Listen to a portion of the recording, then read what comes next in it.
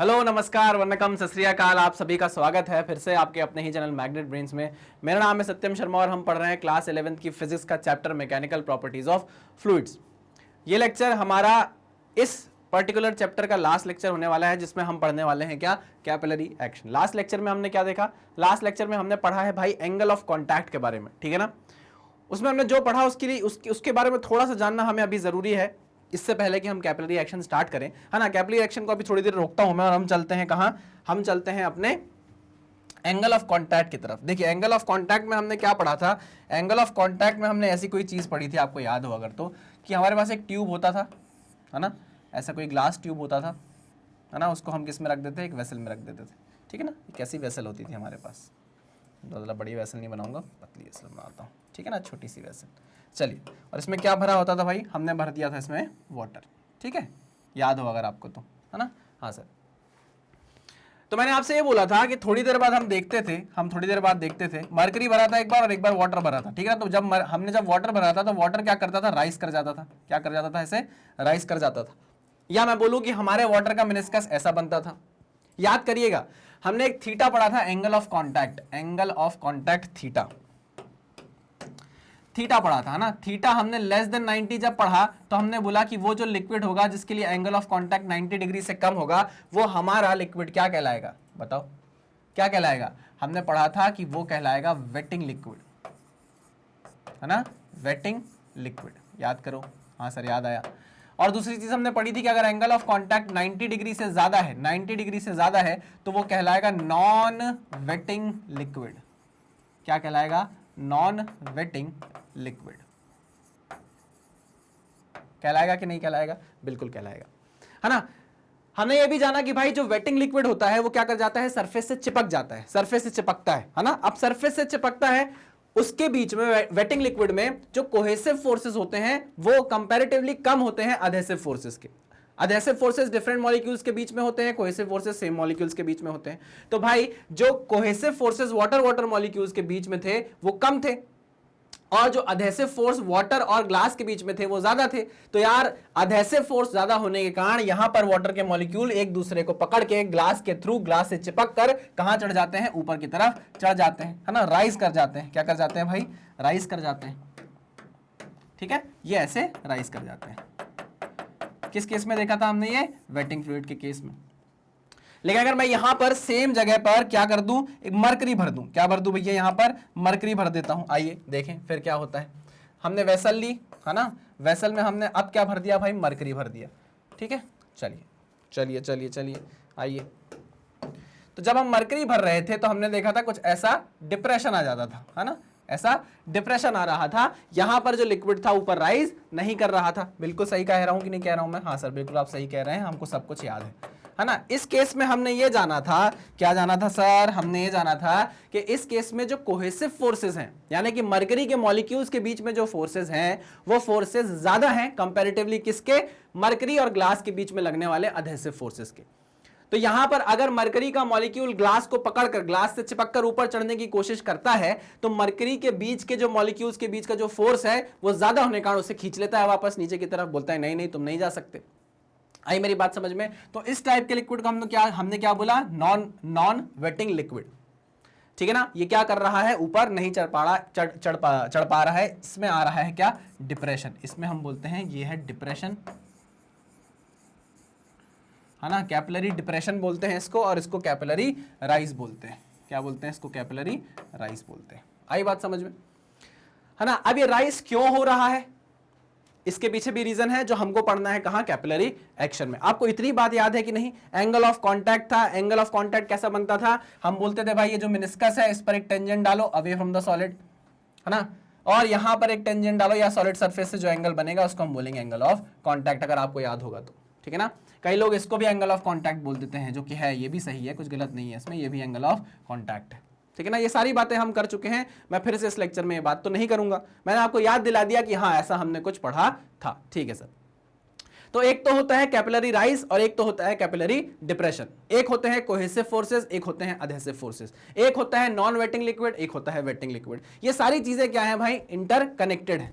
पक्की बात है? हाँ सर पक्की बात है। चलिए ओके, जब आपको इतना पता चल गया तो आइए हम स्टार्ट करते हैं अब कैपिलरी एक्शन को। यहां पर आप देखिए एक जिफ है आपके सामने, इसमें देखो आपने एक स्ट्रॉ डाली है, किसी भी ड्रिंक में एक स्ट्रॉ डाली हुई है और देखो ये क्या कर रहा है, ये लिक्विड क्या कर जा रहा है, ऊपर राइज कर जा रहा है। कर जा रहा है कि नहीं? बिल्कुल कर जा रहा है, ये देखो ऊपर राइज करके, है ना?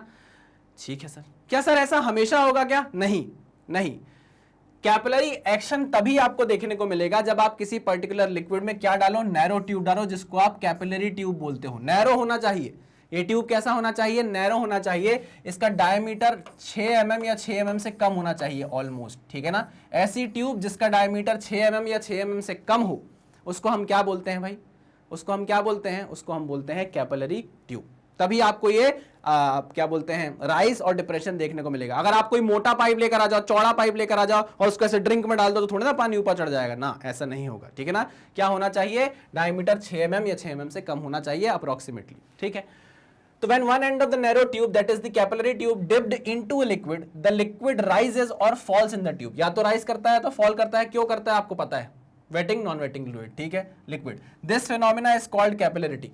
ये जो ऊपर चढ़ना है, ये जो नीचे डिप्रेस होना है, इस फिनोमिना को हम क्या बोलते हैं? कैपिलरिटी बोलते हैं, ठीक है सर? ओके, ये कैपिलरिटी हमने कहीं देखी है क्या? बिल्कुल देखी है। डेली लाइफ में आप बहुत जगह कैपिलरिटी देखते हो जिसको आप नजरअंदाज करते हो। जैसे घर में पानी का मटका है, जब आप गर्मी आती है पानी का मटका लेकर आते हो, है ना, तो आप देखते हो उससे पानी टपकता रहता है। क्या होता है? उसके अंदर छोटे छोटे छोटे छोटे पोर्स होते हैं। मटके में क्या होते हैं? छोटे छोटे पोर्स होते हैं। आप मटके में पानी भर देते हो, मटके में आपने पानी भर दिया, ठीक है ना? उन पोर्स से पानी चढ़कर धीरे धीरे चढ़कर कहां आता है? सरफेस पे आता है, ठीक है ना? सरफेस पे जब पानी आता है तो बाहर की हवा उस पानी को उड़ाकर ले जाती है और उसके साथ उस मटके की हीट भी ले जाती है ना? जिससे आपके मटके का पानी क्या हो जाता है? ठंडा हो जाता है। आई मेरी बात समझ में? ठीक है, ये जो इवेपोरेशन की प्रोसेस होती है ना मटके से, ये किसकी मदद से होती है? कैपिलरी एक्शन की मदद से ही होती है ना?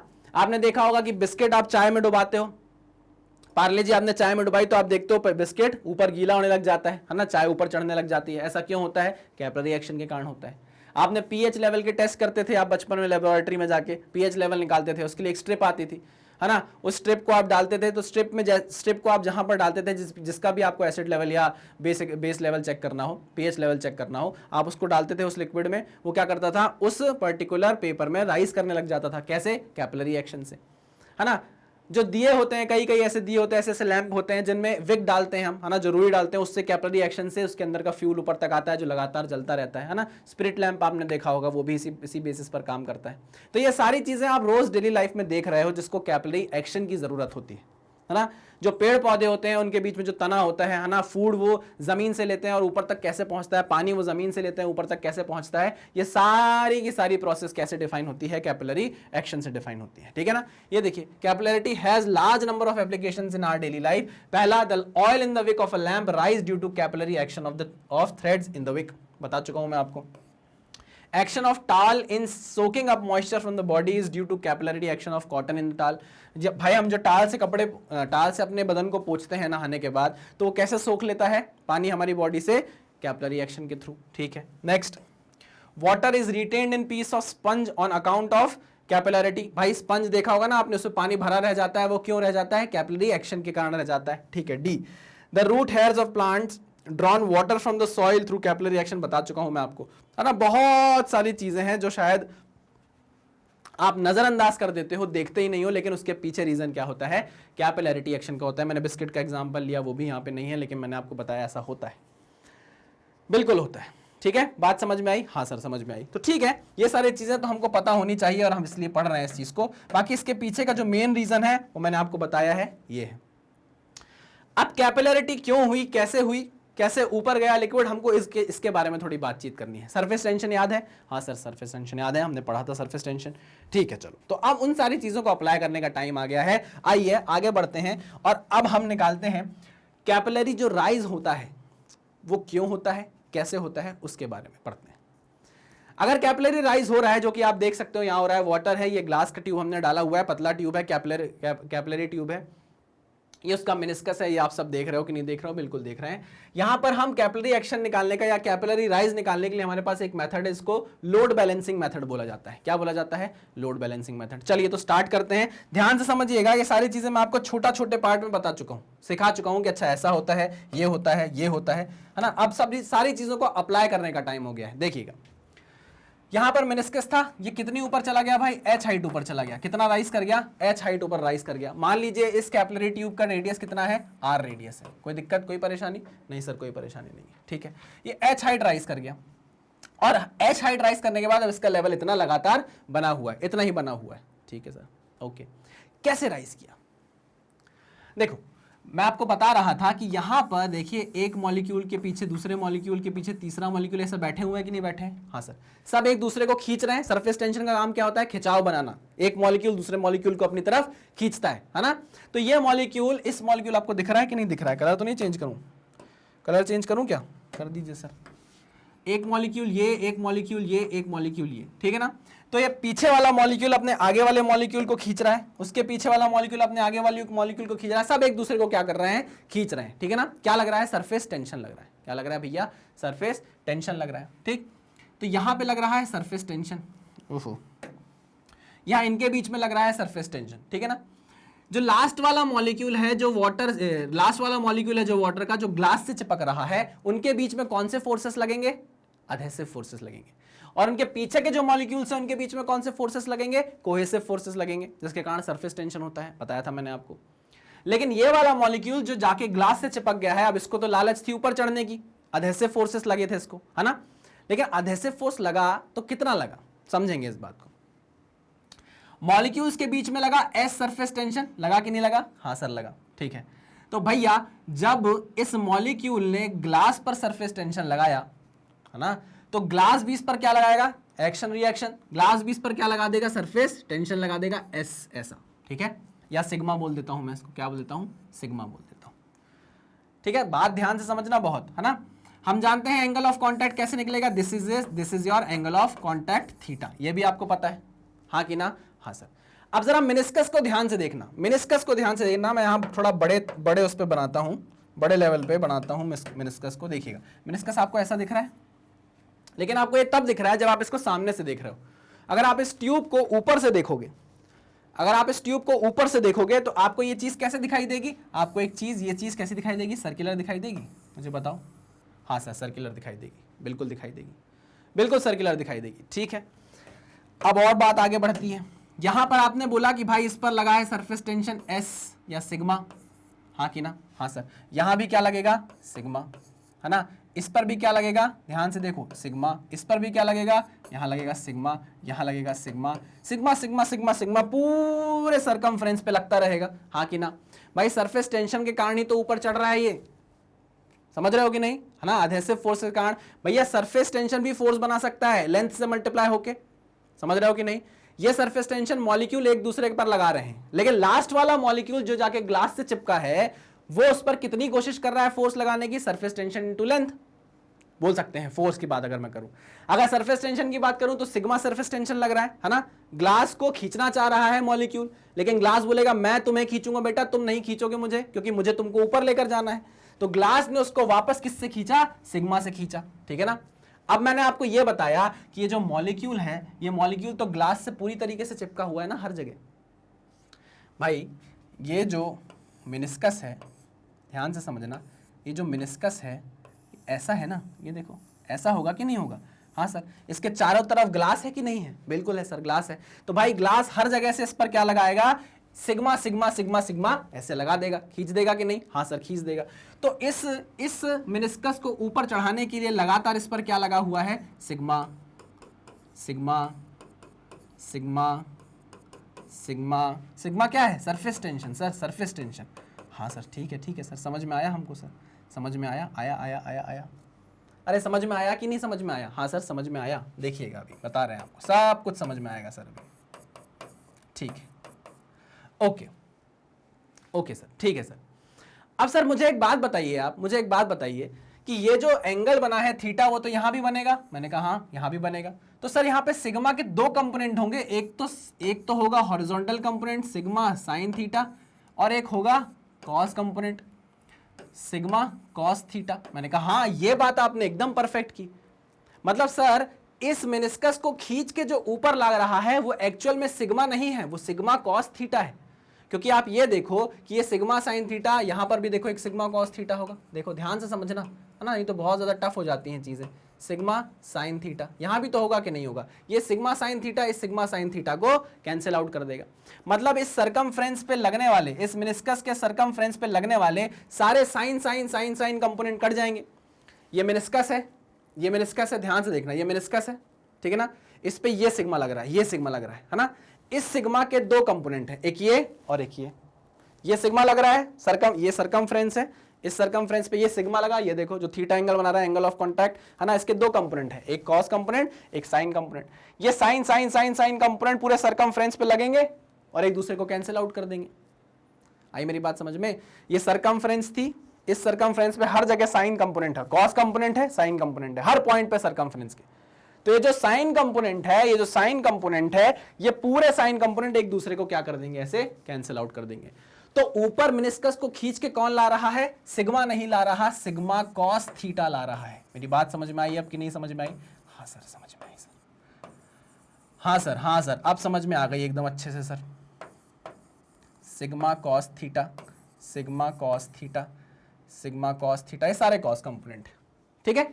हाँ सर, ओके।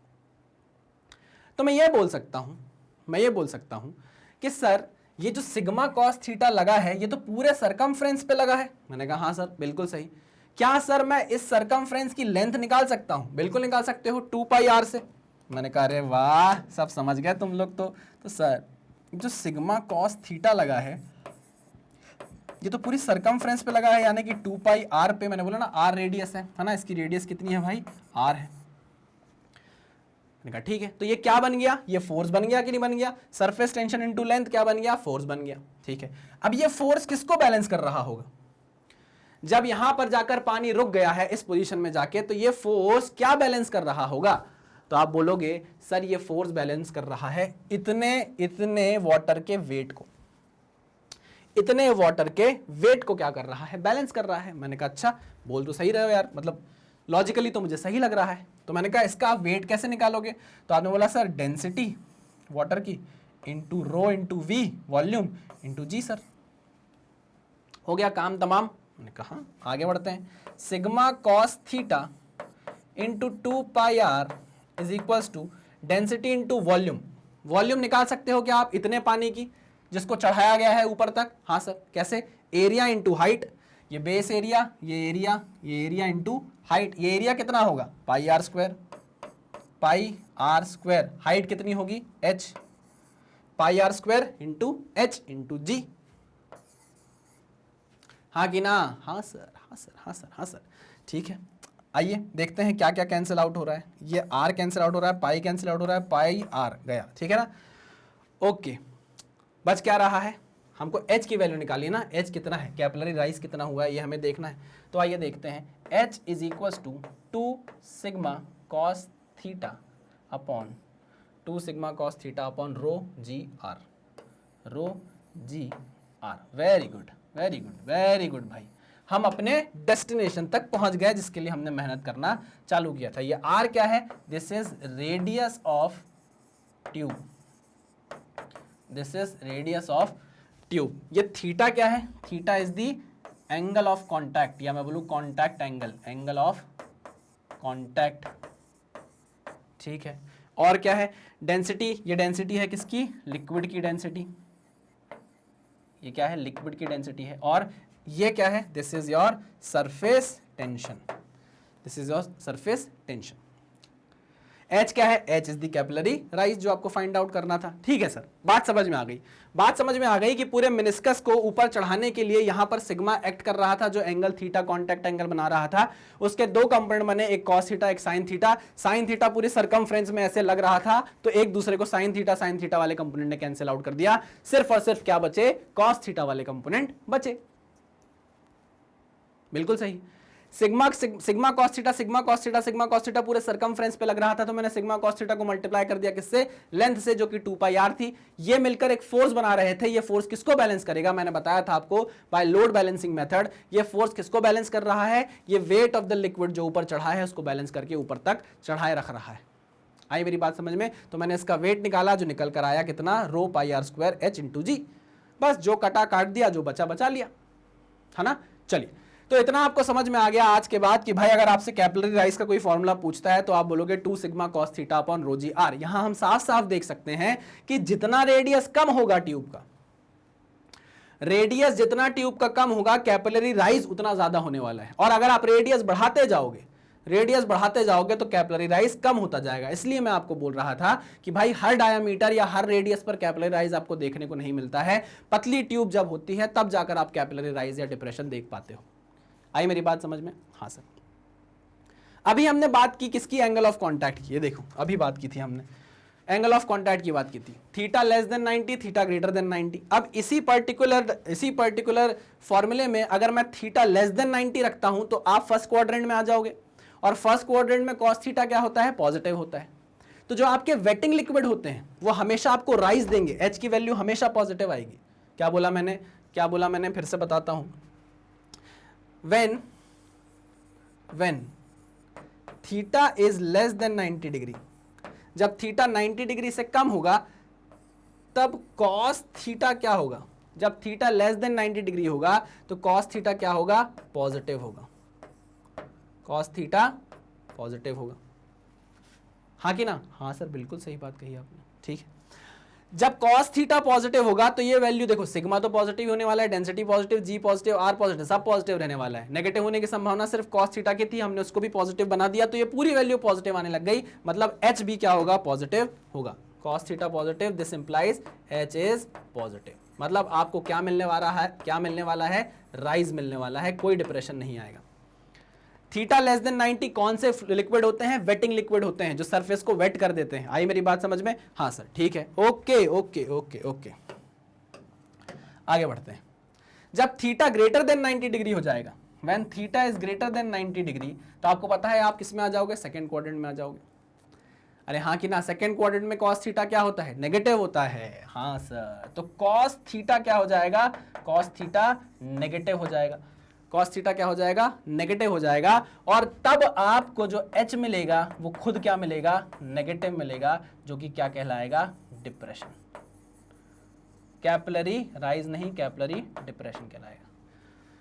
आई बात समझ में? ये किस लिक्विड में होगा, ये वेटिंग, नॉन वेटिंग, सॉरी, ये जो है, ये जो होगा ये हमारा नॉन वेटिंग होगा, है ना। ये वेटिंग होगा, थीटा लेस देन 90 में waiting liquid, theta greater than 90 में नॉन वेटिंग लिक्विड। तो जो नॉन वेटिंग लिक्विड है उसमें हमेशा आपको क्या देखने को मिलेगा, डिप्रेशन देखने को मिलेगा। और जो वेटिंग लिक्विड है उसमें आपको हमेशा कैपिलरी राइज देखने को मिलने वाला है। बात समझ में आई कि नहीं समझ में आई? हाँ सर, समझ में आई।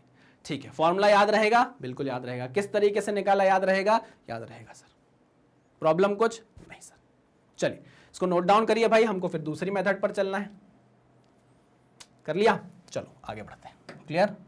क्लियर, इसको भी क्लियर कर लो, लिख लो। चलो आ जाओ। सेकेंड मेथड क्या है भाई? सेकेंड मेथड थोड़ी सी पिक्यूलियर मेथड है, थोड़ी सी अलग है ना। जिसको जो समझ में आए वो वैसे समझ सकता है। आंसर दोनों में सेम आने वाला है, बाय प्रेशर बैलेंस मेथड।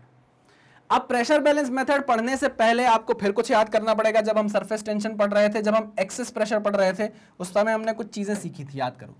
हमने देखा था कि भाई अगर हमारे पास कोई लिक्विड ड्रॉप है, क्या है हमारे पास, अगर कोई लिक्विड ड्रॉप है तो उसमें एक अंदर से प्रेशर लगता है, जो कौन लगाता है, इंटरनल लिक्विड। एक बाहर से प्रेशर लगता है, जो कौन लगाता है, एक्सटर्नल प्रेशर होता है जो, ठीक है ना। चलिए, और एक होता है इंटरनल प्रेशर। हमने पढ़ा था कि इंटरनल प्रेशर हमेशा ज्यादा होता है किससे, एक्सटर्नल प्रेशर से, क्योंकि उसको सरफेस टेंशन को भी तो बैलेंस करना होता है। फिर हमने ये पढ़ा था, याद हो अगर आपको तो, कि PI minus PE liquid drop है तो 2 सिग्मा बाय R, जिसमें R क्या है, R is the radius of the drop. हाँ, सिग्मा क्या है, सरफेस टेंशन। इसको दूसरे तरीके से मैंने आपको बताया था कि भाई जो इंटरनल है वो कॉन्वेक्स कॉन्केव पार्ट है, हाँ कि ना। P concave minus P convex P concave minus P convex is equals to 2 sigma by R. पढ़ा था कि नहीं पढ़ा था? हाँ सर पढ़ा था, ठीक है ना। यही क्या है, यही हमारा P इंटरनल है, ये हमारा P एक्सटर्नल है, ठीक है सर, ओके। अब P कॉनकेव जो है दूसरे तरीके से समझेंगे, दूसरे तरीके से समझेंगे कि अगर यहां पर प्रेशर PE है तो PI कितना होगा? PI होगा सर, ज्यादा है ना, इससे ज्यादा होने वाला है, तो कितना ज्यादा? 2 सिग्मा बाय आर ज्यादा होगा। इस तरीके से मैंने आपको बताया था कि नहीं बताया था? हाँ सर, बाहर प्रेशर कम, अंदर प्रेशर ज्यादा, कितना ज्यादा? 2 सिग्मा बाय आर ज्यादा। क्लियर? हाँ सर क्लियर। मतलब याद रखना, कॉनकेव साइड में हमेशा प्रेशर ज्यादा होता है कॉन्वेक्स साइड से। कितना ज्यादा होता है? 2 sigma by R, liquid drop के केस में। हाँ कि ना? हाँ सर, ध्यान से सुनो। जब यहां कैपिलरी राइज हुआ तो मैंने बोला किस हाइट तक गया भाई? ये H हाइट तक गया, जो मुझे निकालना है। हाँ सर ठीक है, ठीक है। इस मिनिस्कस को अगर हम ध्यान से देखें तो मिनिस्कस के ऊपर ये कॉन्वेक्स पार्ट है, this is your convex part, and this is your concave part. This is your convex part, this is your concave part. इतना आपको समझ में आया? हाँ सर। सर उल्टा बोल रहे हो सर, सर उल्टा बोल रहे हो सर। अरे पकड़ लिया, क्या बात है, क्या बात है। This is your concave part and this is your convex part. अब सही बोला क्या मैंने? हाँ सर, अब एकदम सही बोला आपने, अब आप एकदम सही हैं, ठीक है। तो मैंने बोला कि भैया इसके ऊपर तो एटमॉस्फेयर है, तो यहां पर अगर कोई प्रेशर लगेगा तो वो कौन सा प्रेशर होगा? एटमॉस्फेरिक प्रेशर, P नॉट मान लो। हाँ कि ना? हाँ सर। ये कॉनकेव पार्ट है। अगर मैं ये अंदर वाला पॉइंट ले लूं, जस्ट कॉनकेव के अंदर कॉन्वेक्स वाला पार्ट, ये देखो पॉइंट दिख रहा है कि नहीं दिख रहा? ये पॉइंट, इस पॉइंट पर अगर मैं आपसे प्रेशर पूछूं बताओ कितना है, तो आपको ये थ्योरी लगानी पड़ेगी। अगर ध्यान से सुनना, अगर कॉनकेव पार्ट का प्रेशर आपको दिया है P नॉट, तो कॉन्वेक्स पार्ट में प्रेशर ज्यादा होगा कि कम होगा? सर कम होगा ना। अरे भैया कॉनकेव हमेशा, कॉनकेव साइड पे प्रेशर हमेशा कॉन्वेक्स साइड से प्रेशर, कॉन्वेक्स साइड के प्रेशर से ज्यादा होता है। ये देखो ना, ये देखो, दिस इज कॉनकेव साइड का प्रेशर, कॉनकेव साइड का प्रेशर। मेरी बात समझे कि नहीं समझे? हाँ सर समझे। ये होगा PE plus 2 sigma by R, है ना? अरे हाँ कि ना? हाँ सर, PI जो होगा वो PE plus 2 sigma by R होगा। मतलब बाहर वाले प्रेशर से 2 सिग्मा बाय आर ज्यादा होगा अंदर का प्रेशर, कॉनकेव साइड का प्रेशर। यहां कॉनकेव साइड का प्रेशर आपको P नॉट दे दिया गया है। अगर मैं आपसे पूछूं कॉन्वेक्स साइड में प्रेशर कितना होगा, तो आप बोलोगे सर ये प्रेशर कॉनकेव साइड से कम होगा। ये देखो, अरे भैया P concave is greater than P convex. आई बात समझ में? हाँ सर समझ में आई, बिल्कुल समझ में। कॉन्वेक्स साइड से प्रेशर कॉनकेव साइड में हमेशा ज्यादा होगा। तो मैंने आपसे ये बोला कि भाई अगर कॉनकेव साइड में प्रेशर P नॉट है तो कॉन्वेक्स साइड में कितना होगा? तो आप बोलोगे सर इससे तो कम ही होगा। तो इससे कम होगा का मतलब क्या है? इसका मतलब है इससे कम होगा कितना? -2 सिग्मा बाय आर। ठीक है, आई मेरी बात समझ में कि नहीं आई? ये देखो, यहां पर बाहर से इतना ज्यादा था। अगर मैं पूछूं बाहर कितना है, कॉन्वेक्स साइड में कितना है, तो आप बोलोगे PI -2 सिग्मा बाय आर है।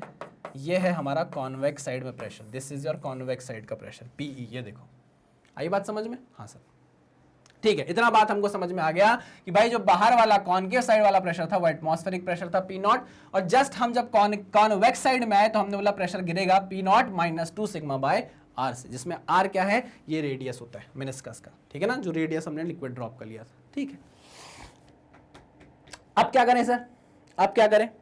हमको तो कुछ समझ नहीं आ रहा कि इसके आगे हमको क्या करना चाहिए। तो देखो मैंने आपको बोला कि भाई अगर प्रेशर आपने यहां निकाल लिया तो प्रेशर जरा यहां भी तो निकाल लो। इधर प्रेशर क्या होगा? इधर प्रेशर निकाल लें तो इधर प्रेशर आप निकाल सकते हो कैसे? यहां से ये पॉइंट कितना नीचे है? H हाइट नीचे है।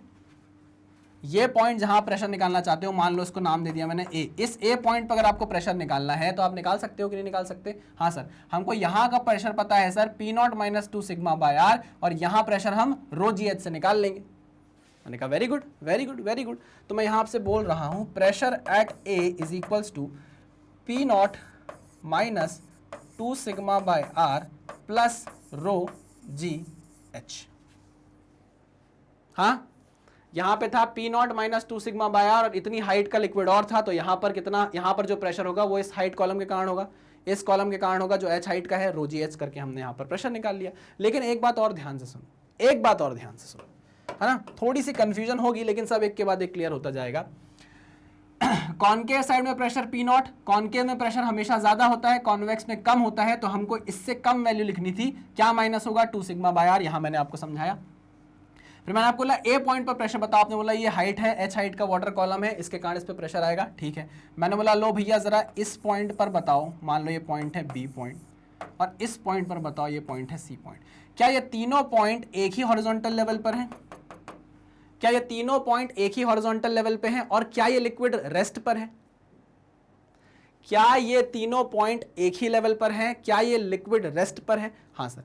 तो क्या तीनों ही पॉइंट पर प्रेशर बराबर होना चाहिए? बिल्कुल सर, बिल्कुल बराबर होना चाहिए। यहां पर प्रेशर कितना है? यहां सर एटमॉस्फेरिक प्रेशर है। यहां प्रेशर कितना है सर? यहां प्रेशर एटमॉस्फेरिक प्रेशर है। यहां प्रेशर कितना है? यहां प्रेशर हमने निकाल कर रखा हुआ है ना। तो हम ये बोल सकते हैं ना कि भाई जो ए पॉइंट पर प्रेशर है वही प्रेशर बी पॉइंट पर होना चाहिए, वही प्रेशर सी पॉइंट पर होना चाहिए, और वो किसके बराबर है? एटमॉस्फेरिक प्रेशर के बराबर। तो क्या मैं यहाँ पी ए की जगह, क्या मैं यहाँ पी ए की जगह पी नॉट लिख सकता हूँ? बिल्कुल लिख सकते हैं sir. P naught is equals to P naught minus 2 sigma by R plus rho ji H. इस पी नॉट से ये पी नॉट चला गया, हाँ सर, तो रो जी एच किसके बराबर आ गया? 2 सिग्मा बाय आर के बराबर आ गया। समझ गया कि नहीं समझे? अरे समझ गया कि नहीं समझे? हाँ सर समझ गए। तो आगे बढ़ता हूं मैं, किसके बराबर क्या आ गया भाई? रो जी एच के बराबर 2 सिग्मा बाय आर आ गया।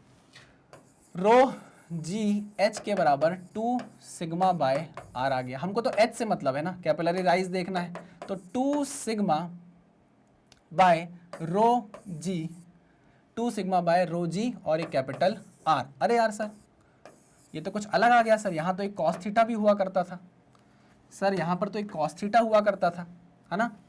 ये तो सर दिक्कत फंस गई है। मैंने बोला एक बात ध्यान से सुनो, जब हमने फॉर्मूला निकाला था, याद करो, जब हमने फॉर्मूला निकाला था कैपिलरी राइज का फोर्स बैलेंस मेथड से, तो आया था 2 sigma cos theta upon rho G small R, जिसमें आर क्या था? ट्यूब का रेडियस था। यहां आपको कैपिटल आर दिख रहा है, यहां आपको स्मॉल आर नहीं दिख रहा। यहां पे फंसती है दिक्कत, यहां फंसती है दिक्कत। This is the radius of meniscus, this is the radius of meniscus. ध्यान से समझना, अभी सब समझ में आएगा, सारे डाउट अभी क्लियर होंगे। आइए अब धीरे से आपको आगे ले चलता हूं और अब समझते हैं बात को जरा।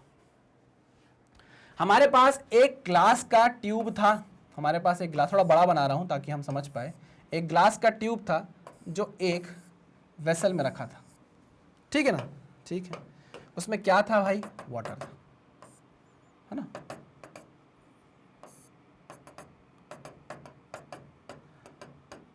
ठीक है, मान लीजिए ये यहां तक गया, ये इसका मेनिस्कस है, इस साइड तक ये राइज कर गया, है ना। बिल्कुल सही sir.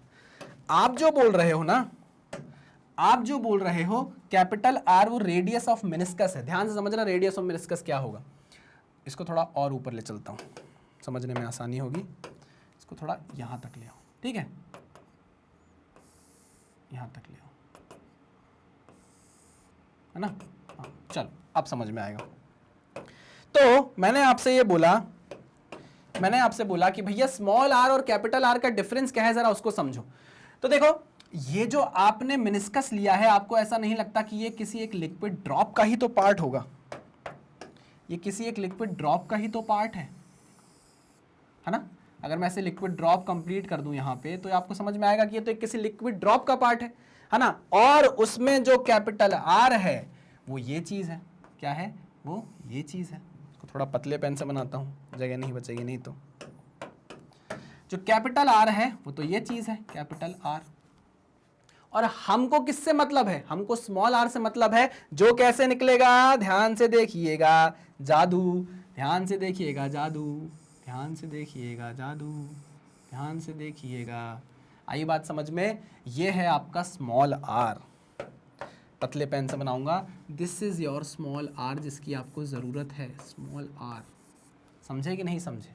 This is your small R. आपको थोड़ा जूम करके बना के बताऊं? हाँ सर प्लीज़ बताओ सर, प्लीज़ बताओ सर, प्लीज़। देखो ये है हमारा क्या? मेनिस्कस, ज़्यादा बड़ा बन गया। ये बन गया हमारी पूरी लिक्विड ड्रॉप, जिसका एक छोटा सा पार्ट था, है ना, मेनिस्कस, जो आपको दिखा करता था, ठीक है ना। अब ध्यान से देखो, दिस इज योर मेनिस्कस, ये चीज़, हाँ कि ना सर?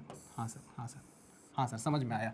और यही चीज़ तो आपके वेसल में है, this is your vessel, this is your vessel, ये देखो, ये देखो, हाँ कि ना? ये जो चीज़ थी ये थी कैपिटल आर, जो पूरी लिक्विड ड्रॉप का आपने छोटा सा पार्ट लिया है, this is your capital R, and this is your small R, जिसकी आपको ज़रूरत है, जिसकी आपको ज़रूरत है। आई बात समझ में? यही तो रेडियस ऑफ द ट्यूब है, यही तो रेडियस ऑफ द ट्यूब है। आई बात समझ में, है ना?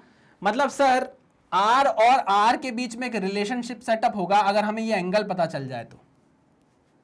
बिल्कुल सही, बिल्कुल सही कहा आपने। तो चलो ध्यान से सुनना, ध्यान से सुनना। यहां क्या भरा हुआ है? वाटर। यहां क्या भरा हुआ था भैया? वाटर भरा हुआ था, ठीक है ना? ये ग्लास और वाटर का सरफेस है, ऐसे ये ग्लास ऊपर, ये देखो ऐसे चढ़ा हुआ था, ठीक है? हाँ सर, कौन सा कलर यूज करूं, कौन सा कलर यूज करूं, कौन सा कलर यूज करूं? वायलेट करता हूं। ध्यान से सुनना। एंगल ऑफ कांटेक्ट के बारे में तो आप जानते होगे, है ना? दिस इज और ये मेनिस्कस है, मेनिस्कस से टेंजेंट डाला मैंने, यस सर, ये मेनिस्कस से टेंजेंट डाला, ये एंगल कितना आया भैया? थीटा एंगल आया। क्या ये एंगल भी थीटा होगा?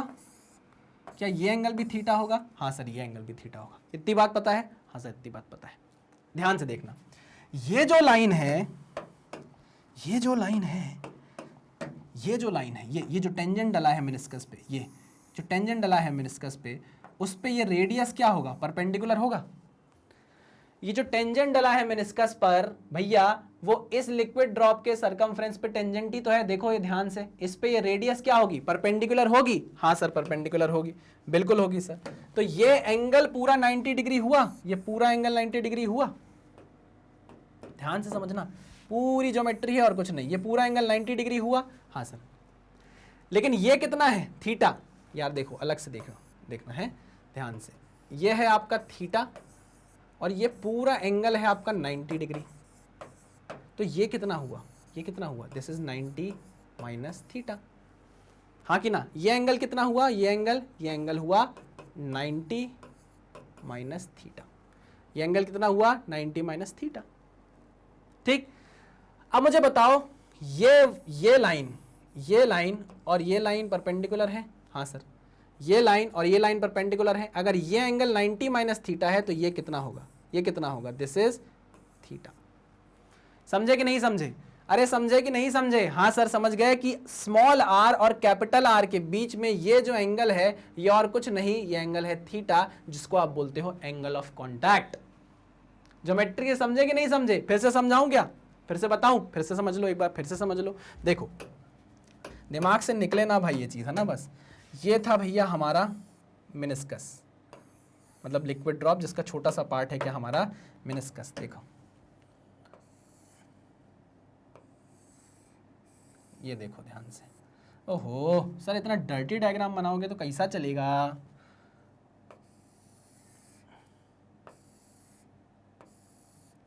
ठीक, ये थी हमारी वेसल। मैंने आपको बोला कि भैया ये मेनिस्कस जो है इस पर डालो टेंजेंट, है ना? और ये है हमारा सॉलिड सरफेस, इसके बीच का जो एंगल है इसको हम बोलते हैं एंगल ऑफ कांटेक्ट। अब ये मेनिस्कस पे तो देखो टेंजेंट डाल दिया आपने और this is the radius capital R. तो भैया टेंजेंट और रेडियस आपस में हमेशा क्या होते हैं? परपेंडिकुलर होते हैं। तो ये पूरा एंगल 90 डिग्री आया, पूरा एंगल 90 डिग्री आया। बट हम ये भी तो जानते हैं कि ये एंगल कितना होगा? अगर ये थीटा है तो ये भी थीटा होगा। ये पूरा 90, ये टेंजेंट और आर के बीच में एंगल पूरा 90, ये थीटा, तो ये कितना होगा? This is 90 minus theta.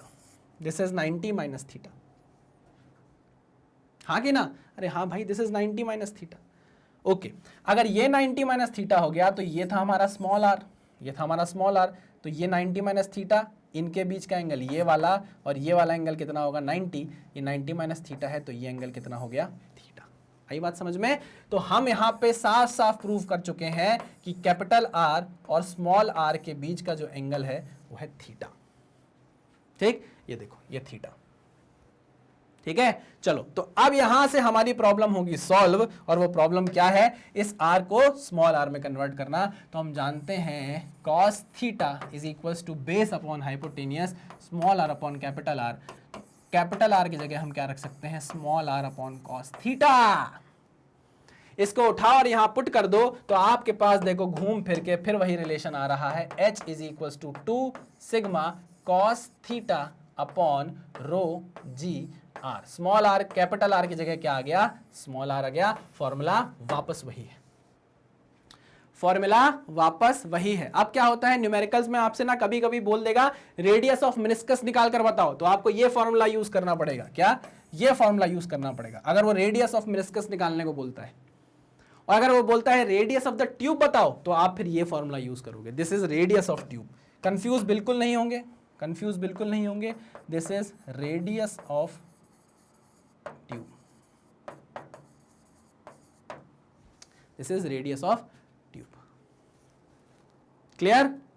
लेके प्रभु का नाम। हमने दोनों तरीके समझ लिए भाई, चाहे वो फोर्स बैलेंस मेथड हो चाहे वो प्रेशर बैलेंस मेथड हो, दोनों तरीके से हमने क्या कर लिया है भाई, फॉर्मूले को प्राप्त कर लिया है। और फॉर्मूले को प्राप्त क्यों किया है, ताकि हमें नंबर मिल पाए। हे भगवान माता जी, हे माँ माता जी, कौन बोलती है ऐसा, कमेंट में बताओ कौन बोलती है ऐसा। ठीक है भाई, तो ये दोनों तरीके हमने कंठस्थ कर लिए हैं, याद कर लिए हैं। इसको नोट डाउन कर लीजिए, इसको भी और इसको भी, फिर आगे बढ़ते हैं। चलिए बेटा दूं, आगे बढ़े। हाँ सर, लिख लिया, पूरा छाप लिया है सर, बिल्कुल आंख बंद करके छाप लिया सर। आंख बंद करके कैसे छापोगे, चलो। हाँ भाई, कॉज ऑफ कैपिलरी एक्शन। अब कॉज क्या है इसके बारे में भी जरा बात कर लेते हैं कि क्यों हुआ भाई, हो क्यों रहा है, क्या रीजन है। तो एक तो आपको पता है एडहेसिव फोर्सेस हैं, है ना। हमारा जो एक मॉलिक्यूल है वो ग्लास से चिपकता है, ऊपर चला जाता है, ठीक है, वो सब तो पता है। थोड़ा और अच्छे से इसके बारे में बात करते हैं। तो देखो, जब मेनिस्कस ऊपर चढ़ रहा था, मेनिस्कस ऊपर चढ़ने के पहले की बात करते हैं। जस्ट यहाँ मान लो मेनिस्कस आपका इधर है, ठीक है ना।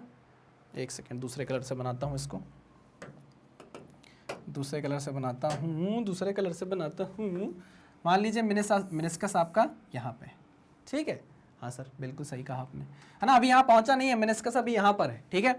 मैंने बोला इस पॉइंट पर, इस पॉइंट पर और इस पॉइंट पर प्रेशर क्या होगा, सेम होना चाहिए। हॉरिजॉन्टल लेवल है, लिक्विड रेस्ट पर है, यहाँ प्रेशर है P0, यहाँ भी प्रेशर क्या होना चाहिए। ये अभी चढ़ा नहीं है पानी ऊपर भैया, चढ़ा नहीं है ना, इसको इमेजिन मत कर लेना, अभी चढ़ना चालू हुआ है।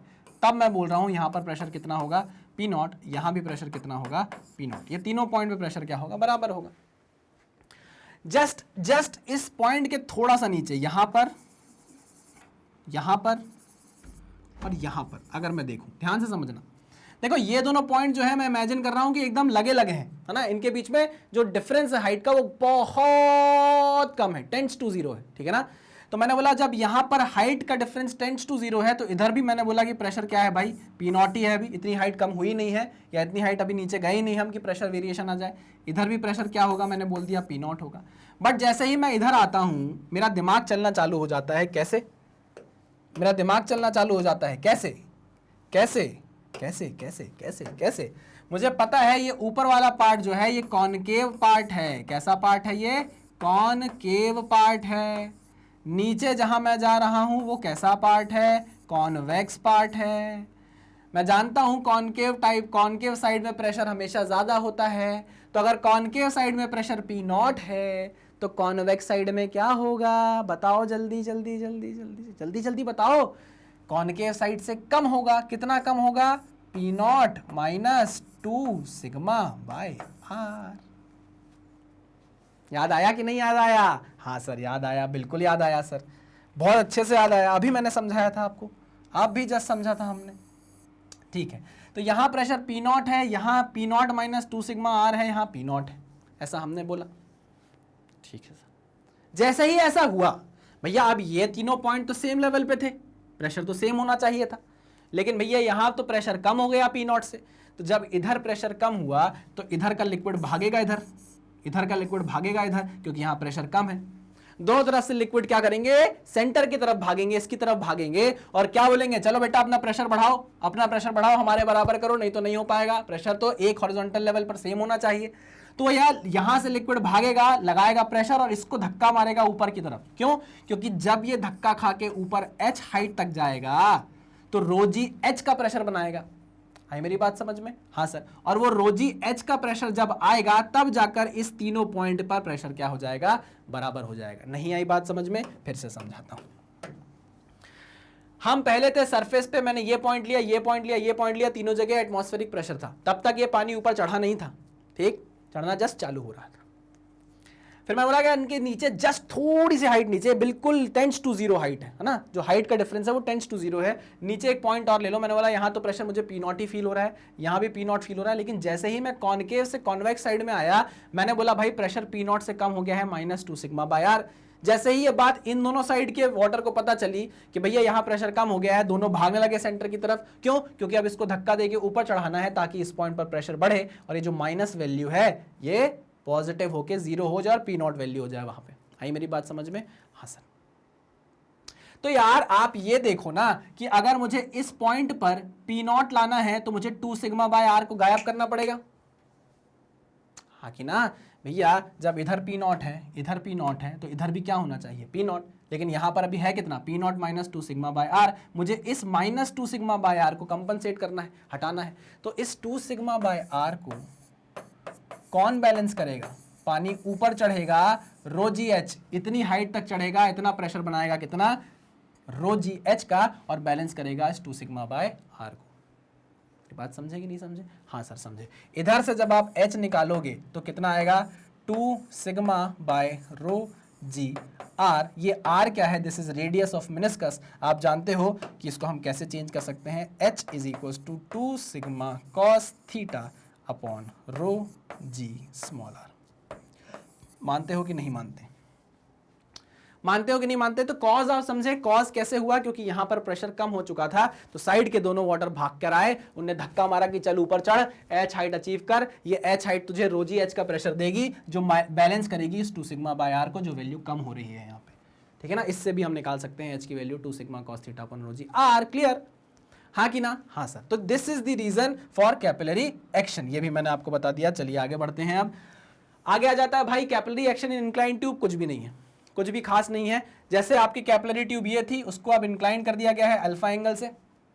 आपसे क्या पूछा जाता है? देखो, आप ये h निकाल सकते हो। h का फॉर्मूला आपके पास है 2 sigma cos theta upon rho G R, है कि नहीं है? हाँ सर है। आप h निकाल लो। क्या निकाल लो? h निकाल लो। जब आपकी ट्यूब इंक्लाइंड होगी तो भी वो वर्टिकल हाइट h ही अचीव करेगा। आपका जो लिक्विड होगा वो वर्टिकल हाइट h ही अचीव करने वाला है ना? कितनी हाइट अचीव करेगा? वर्टिकल हाइट h ही अचीव करेगा, जिसका फॉर्मूला आपके पास ऑलरेडी है 2 sigma cos theta upon rho G R. लेकिन आपसे वो इंक्लाइन ट्यूब में पता है h नहीं पूछता, आपसे इंक्लाइन ट्यूब में पूछता है किस लेंथ तक लिक्विड ऊपर चढ़ा है। ये L वैल्यू पूछता है। क्या पूछता है? L वैल्यू पूछता है। अब भैया L वैल्यू अगर आपसे पूछ रहा है, ये अल्फा है, तो ये एंगल अल्फा हो जाएगा। समझे कि नहीं समझे? भैया ये h है, ये L है, ठीक है ना? ये L है, ये ट्राइंगल बन गया। अगर ये एंगल अल्फा है, ये एंगल अल्फा है, तो ये एंगल अल्फा हो जाएगा। लगाओ ट्रिग्नोमेट्री, निकालो आंसर। अरे हाँ कि ना? हाँ निकालो भैया। कॉज अल्फा, या बोल दो भाई sine alpha. Sine alpha is equal to perpendicular upon hypotenuse. नहीं, परपेंडिकुलर तो नहीं चाहिए, हम लगा लेते हैं cos alpha base upon hypotenuse h upon l। लो l निकालना है, निकाल लेना।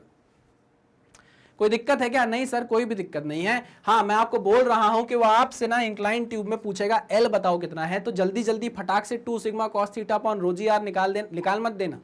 H निकालने के बाद, ट्रिग्नोमेट्री लगाने के बाद L निकालना, वही आपसे वो पूछेगा, है ना? जल्दी जल्दी में नेता मत बन जाना, ठीक है? चलो भाई आगे बढ़े। हाँ सर आगे बढ़िए, आ जाओ भाई। अब एक और चीज बची है आपकी छोटी सी, जो है कि क्या? Capillary tube of insufficient length. इसका क्या मतलब हुआ? देखो ध्यान से सुनना।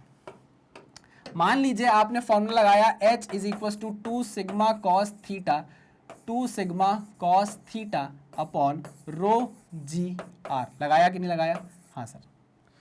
इससे आपकी वैल्यू निकल कर आई आई आई आई आई आ जा 3 सेंटीमीटर निकल कर आई, ठीक है ना? थोड़ा ज़्यादा कर देता हूँ। निकल कर आई मान लो 8 सेंटीमीटर, नहीं यार 6 सेंटीमीटर, मान लो 6 सेंटीमीटर आई, है ना? आपकी h की वैल्यू निकल कर आई 6 सेंटीमीटर। मतलब आपका जो कैपिलरी राइज होगा वो 6 सेंटीमीटर का होगा।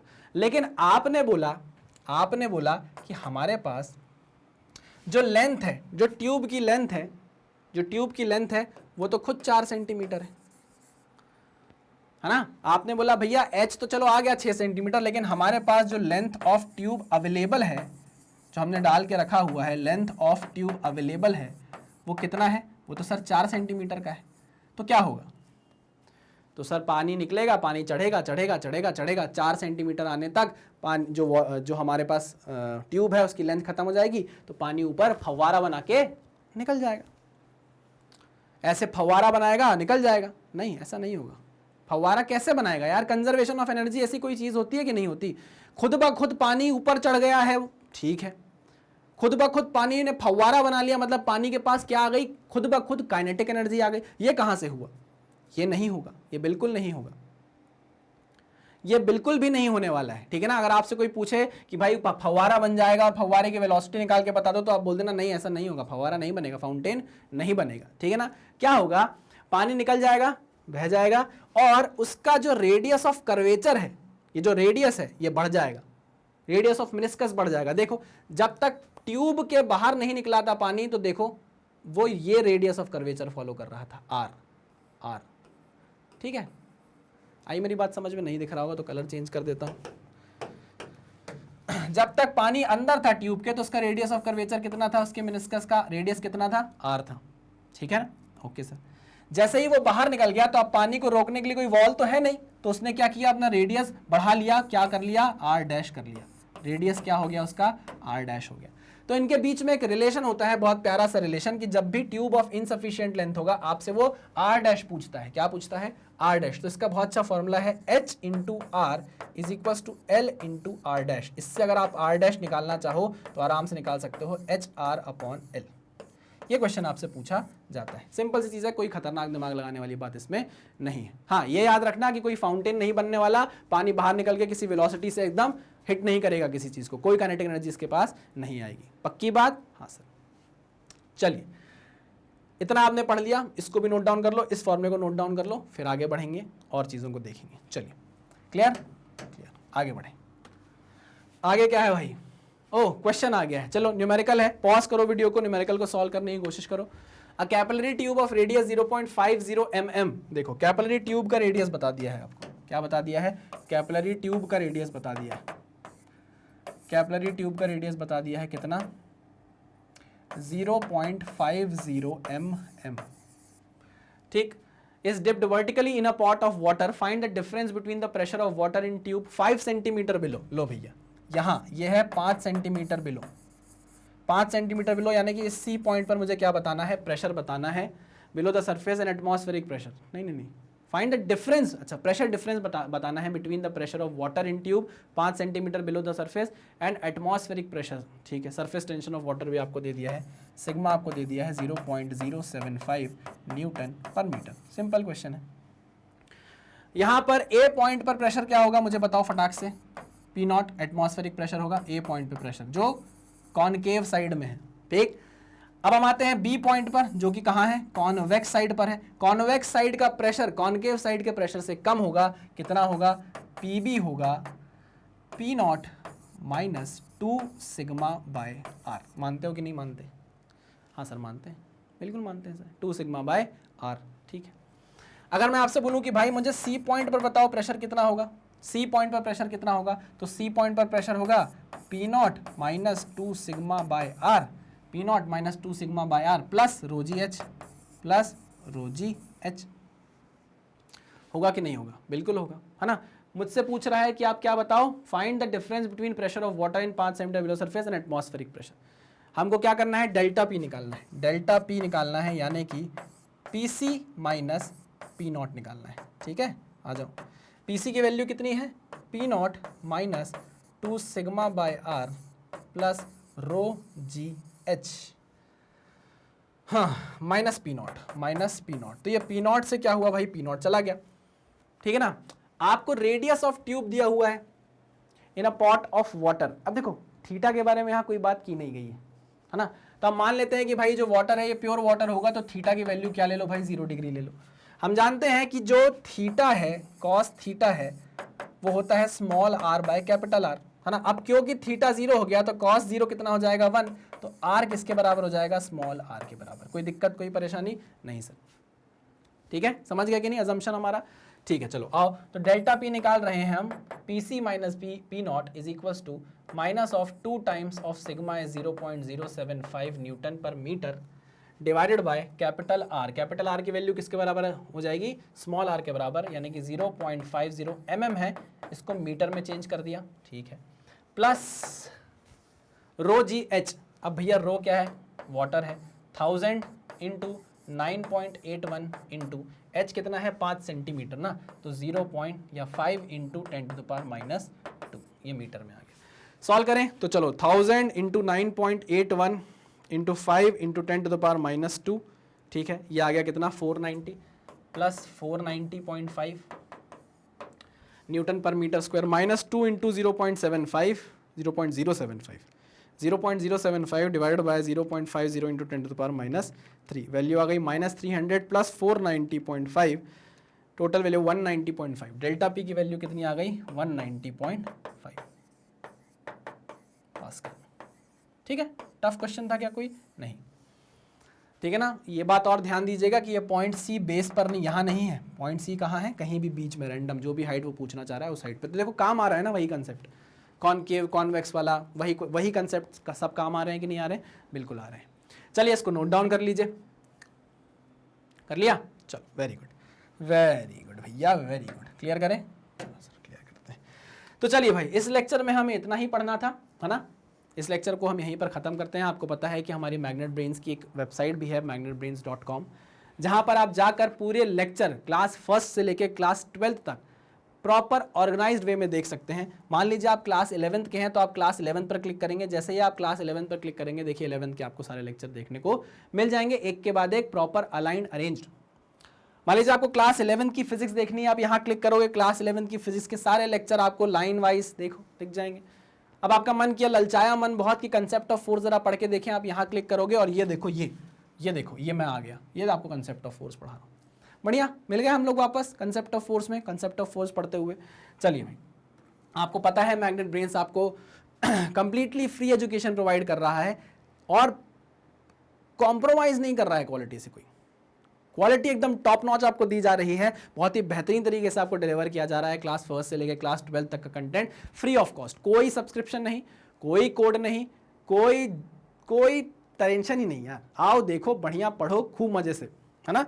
बस हम चाहते हैं कि हम थोड़ा सा मेहनत कर रहे हैं तो हमें उसका मोटिवेशन मिले, और मोटिवेशन किस रूप में, आप हमारे वीडियोस को प्लीज़ लाइक करिए, चैनल को प्लीज़ सब्सक्राइब करिए, और जितना ज़्यादा आप लोगों तक पहुंचा पाए इन वीडियोस को वहां तक पहुंचाइए शेयर कर करके, और प्यारे प्यारे कमेंट भी कर दीजिए, है ना, थोड़ी तारीफ कर दीजिए, तो हम मोटिवेटेड रहेंगे और ज़्यादा अच्छे तरीके से आपको पढ़ाने की कोशिश करेंगे। ठीक है, चलिए भाई, इस लेक्चर को करते हैं यहीं पर ख़त्म, मिलते हैं नेक्स्ट लेक्चर में जहाँ पर हम NCERT के न्यूमेरिकल्स करेंगे अपने इस चैप्टर के, जो कि है क्या, मैकेनिकल प्रॉपर्टीज़ ऑफ फ्लूइड्स। ठीक है, चलिए मिलते हैं नेक्स्ट लेक्चर में, तब तक सावधान रहिए, सतर्क रहिए, पढ़ते रहिए। Thank you very much.